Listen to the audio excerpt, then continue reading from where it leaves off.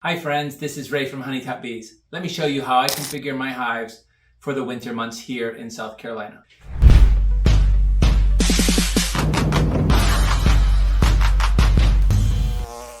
So having kept bees in New England and now keeping bees in South Carolina, I realize how different beekeeping is in those two regions. And one of the biggest differences is in regard to winter preparation of our hives. And so the way I keep bees and manage my hives in the winter in the South is completely different than anybody that might be watching this video in one of the more northern climates. So this video specifically is going to be about how to keep and prepare your hives for winter, configuration that I use. I'm in South Carolina. This would apply probably to any states of our latitude and below in the United States. So first of all, I'll talk about my basic configuration that I use with my hives, starting with the bottom board. I typically switch back to a solid bottom board, or if I have a screen bottom board, I will go ahead and put the insert back into the screen bottom board for the winter months. It's not entirely necessary because the bees, over the course of the winter, they do not heat the space, the hive, they heat the cluster.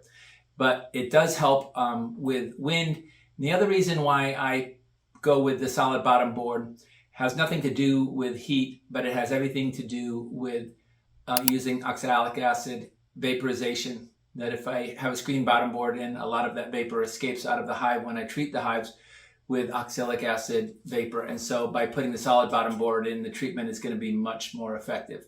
So at a minimum, I'll slide the insert back in, or I'll change it to the solid bottom board. Entrance reducer. During the fall, this time right now, we're at the beginning of November, we're seeing a lot of robbing going on in our hives. So right now, I'll be using the smallest entrance for the entrance reducer for the bees.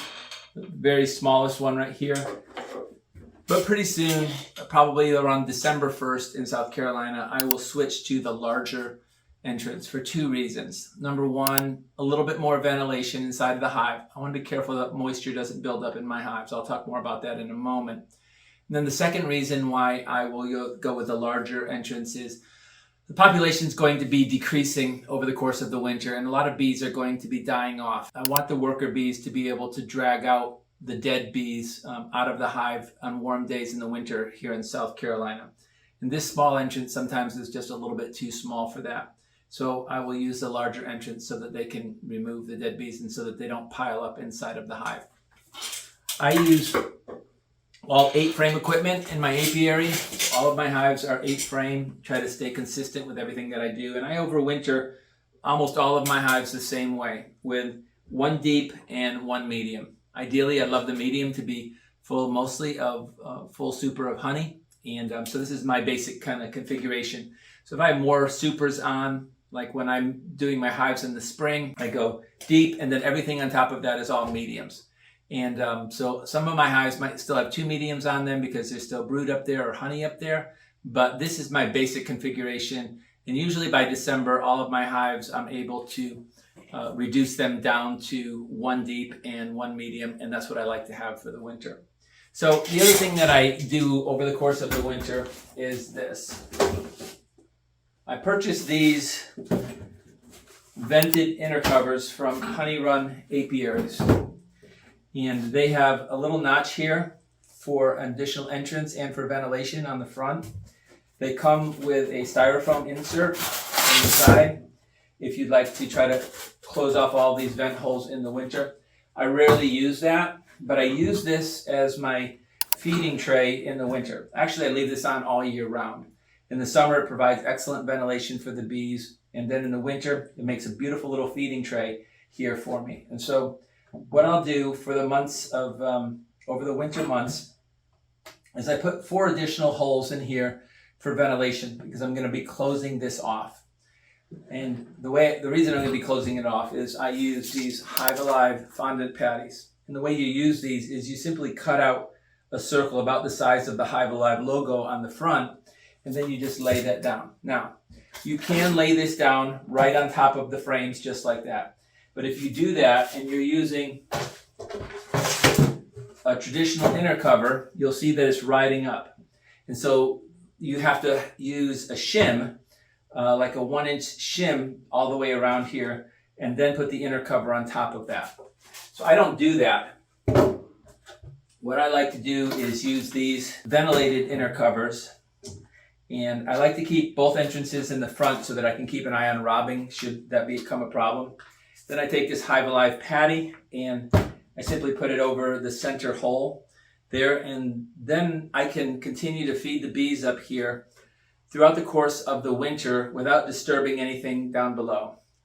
So this will be my configuration for December, January, and February. Typically, my hives will use 2 of these over the course of those 3 months. So I buy 2 of these for each hive. This is for me kind of insurance. Even if there's plenty of honey in there, I still use this inside of the hive just as additional feed.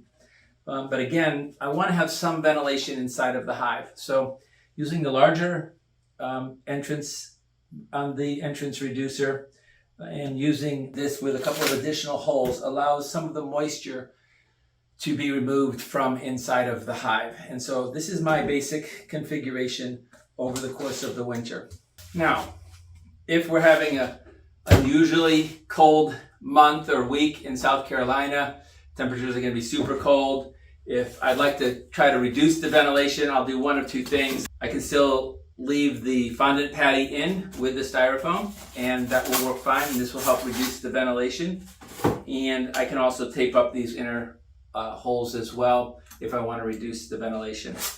If you're not using a fondant patty, you can actually just use regular granulated sugar. It's called the mountain camp method. I'll show you what it means. If you aren't using a fondant patty, you can just use granulated sugar up here in this feeding trough, and you can just literally just pour this sugar in a row up here on the top. I'm not going to pour much because this is just for demonstration purposes, and that can be additional carbohydrate source for the bees over the course of the winter months. So this is my basic configuration over the winter. I know, again, depending on where you're in the country, your configuration is going to be different and how you prepare. But the main keys that I wanted to share with you that I do here are, number 1, providing for some ventilation, and then just how handy this little top cover can be for a way to be able to feed your bees with this feeding trough without going down below, breaking the propolis seal, and getting into your hive during the colder months. And here in South Carolina, that's just December, January, February mostly. So take care. God bless.